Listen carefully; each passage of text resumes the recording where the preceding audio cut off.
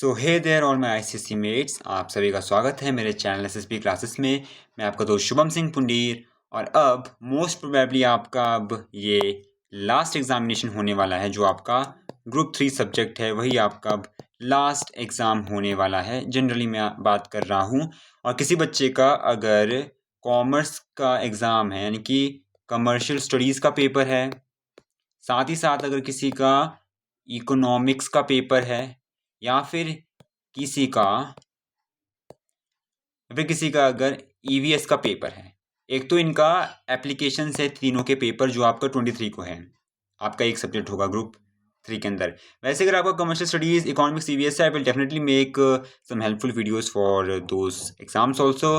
बाकी ये आपका लास्ट एग्जाम है। सबसे पहले मैं आपको मैनी थैंक यू बोलना चाहता हूँ, अपने from the bottom of my heart, अपने पूरे दिल से बोलना चाहता हूँ आप सभी को थैंक यू कि आपने अपना इतना प्यार, अपनी इतनी इज्जत मुझे दी। और हमने जस्ट 12 डेज़ में 1K सब्सक्राइबर्स को हिट किया है, और हम आगे भी और ज़्यादा ग्रो करेंगे। बस आप सभी का प्यार और आशीर्वाद ऐसे ही चाहिए मुझे, और डेफिनेटली हम और भी ऊंचाई तक जाएंगे। आप सभी को मैं आपके फ्यूचर के लिए, आपके फ्यूचर एंडेवर्स के लिए, आपके 11th 12th and further studies के लिए आपको ऑल द बेस्ट बोलना चाहता हूँ। हमेशा अच्छा कीजिएगा, हमेशा अपना सोच समझ के सारे डिसीजन लिएगा। I will definitely also guide you in your career path आगे भी, कि 11th में क्या आपके लिए सही है। आप अपने हिसाब से डिसीजन लीजिएगा, लेकिन आप उन वीडियोस को भी देख सकते हैं। तो बात करते हैं अब पहले जितने भी ग्रुप 3 एग्ज़ाम होता है। देखो, सबसे पहले आपके पास एक ग्रुप 3 इलेक्टिव होता है। ये ग्रुप 3 इलेक्टिव सब्जेक्ट्स का एग्ज़ाम होता है। आई थिंक 10 to 15 सब्जेक्ट्स होते हैं, एंड मोस्ट कॉमन सब्जेक्ट इसमें होते हैं। एक है कंप्यूटर एप्लीकेशंस, ये एपीबी मतलब एप्लीकेशंस है। एक होता है आपके पास कमर्शियल एप्लीकेशन, ये बिजनेस स्टडीज़ जैसे, यानी बिजनेस के बारे में पढ़ा जाता है इसमें। फिर होता है इकोनॉमिक एप्लीकेशन, इसमें पैसों के बारे में पढ़ाया जाता है। इकोनॉमी, ये तो आपने पढ़ा होगा इकोनॉमी के बारे में बस। और इसी के साथ साथ इन्वायरमेंटल एप्लीकेशन, मतलब इन्वायरमेंट के बारे में ईवीएस में जो आप पढ़ते हो उसे आपको अप्लाइड वे में पढ़ना है। साथ ही साथ इसके बाद आपका फिजिकल एजुकेशन है, थोड़ी ह्यूमन बायोलॉजी के बारे में है, रिलेटेड टू स्पोर्ट्स ओनली, और कुछ स्पोर्ट्स के बारे में भी है इन योर फिजिकल एजुकेशन।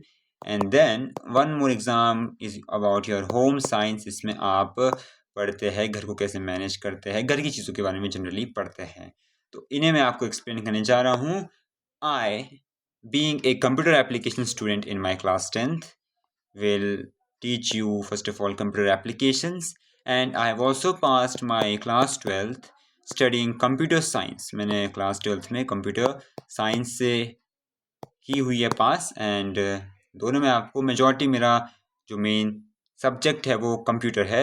बाकी और चीज़ें भी मैं आपको बहुत अच्छे से पढ़ाऊँगा, जैसे commercial applications, economic application, environmental application, physical education, home science. Majority focus will be on commercial computer application only, क्योंकि उसके ज़्यादा बच्चे होते हैं, और उसी के साथ नंबर 2 पे फिजिकल एजुकेशन भी है। तो let's start with computer applications. तो सबसे पहले आपको कंप्यूटर एप्लीकेशन में पेपर का पैटर्न आपको मुझे बताना है।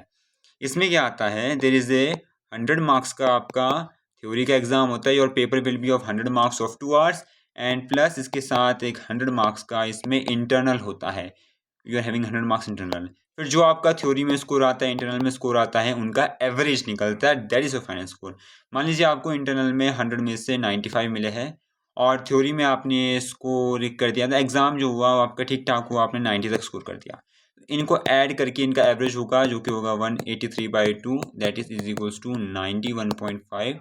इसे राउंड ऑफ करके 92 हो जाएगा। तो आपका फाइनल स्कोर 92 होता है। इसमें यही तो आपका है, चाहे ये कोई भी 10-15 सब्जेक्ट हो, computer, commercial application, economic application, home science, environmental application, fashion designing, home, कुछ भी हो, फिजिकल एजुकेशन। इसमें क्या होता है, इसमें 100+100 का रूल होता है। 100 मार्क्स इस अपॉन योर एग्जाम, जो आप 23 मार्च को दोगे।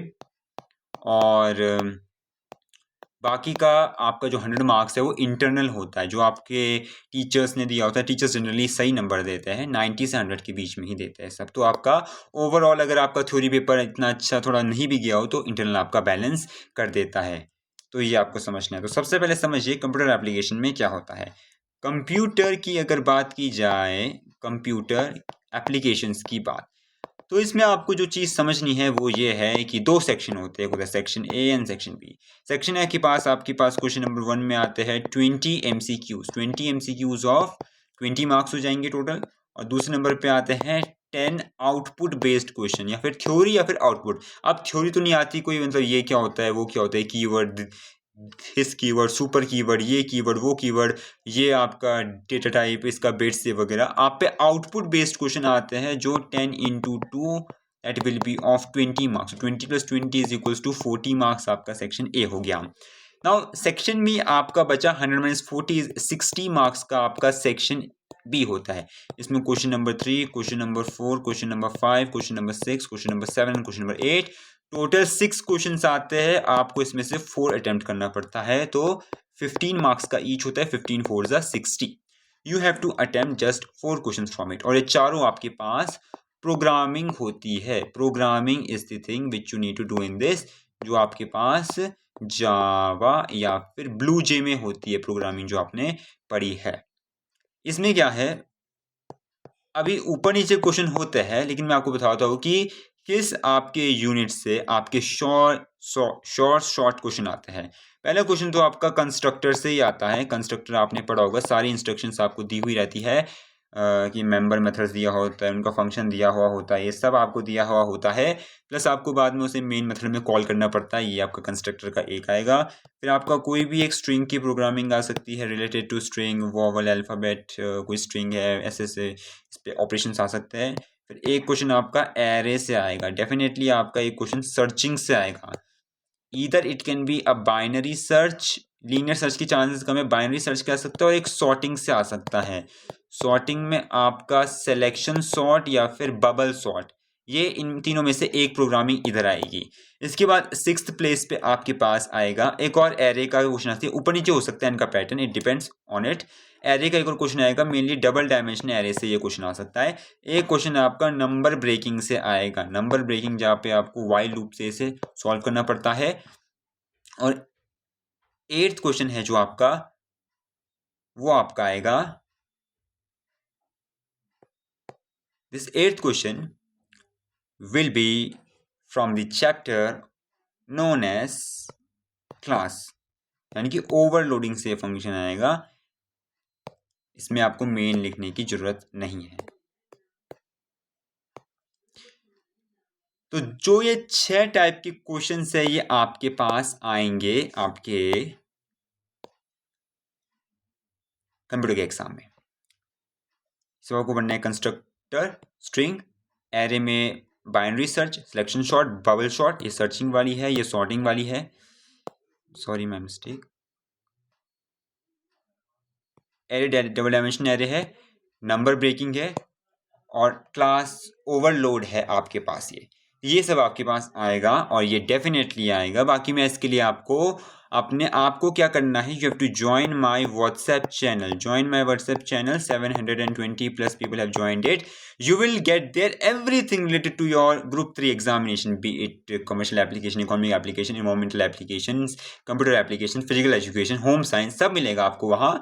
डेफिनेटली मेरा मेन फोकस तो इसी पे रहेगा, क्योंकि ये ज़्यादा बच्चों का है और फिजिकल एजुकेशन भी ज़्यादा बच्चों का है, और सब्जेक्ट पे भी मेरा इक्वली फोकस रहेगा। So I will give you MCQs important, some important output based questions, or some important programming also, which are definitely to come in your examination. बाकी तो सिलेबस आपका, इससे आपको सिलेबस से पढ़ने की इतनी ज़रूरत तो है नहीं। बाकी मैं फिर भी आपको थोड़ा बहुत इसमें एक्सप्लेन करा देता हूँ। स्ट्रिंग में आप ये जो स्ट्रिंग सारे फंक्शंस हैं, स्ट्रिंग डॉट ट्रिम, ट्रिम है, ट्रिम मतलब इसकी क्या होता है कि ट्रेलिंग और लीडिंग, ये सब जो उसमें मान लो कोई स्ट्रिंग है, इसमें लिख दिया स्ट्रिंग नाम से स्ट्रिंग लिख दिया, और ये 2 ब्लैंक स्पेस ये कट जाते हैं। लोअर केस स्मॉल लेटर्स बन जाता है, पर केस बिग लेटर्स बन जाता है। लेंथ से उस स्ट्रिंग की लेंथ निकल जाती है कि उस स्ट्रिंग में कितने वर्ड्स है, से 1 2 3 4 5 6 है इसकी।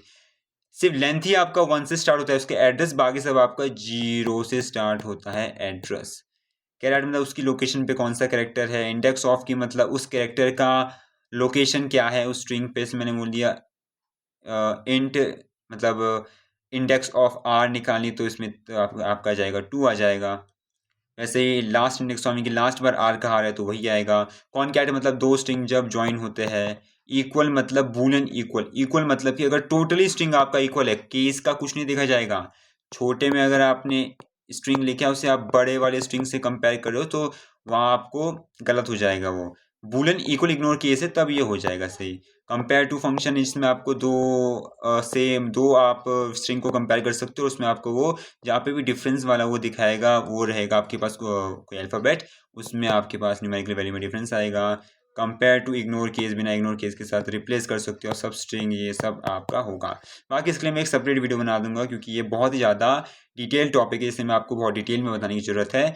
बाकी पेपर पैटर्न तो बस इतना ही है, आपको इतना ही ध्यान देना है। ये था आपका कंप्यूटर का मेरी तरफ से एक शॉर्ट रोड मैप। बाकी कुछ और हेल्प चाहिए होगी कंप्यूटर में related to any concept and questions, please definitely comment me, I will definitely reply you.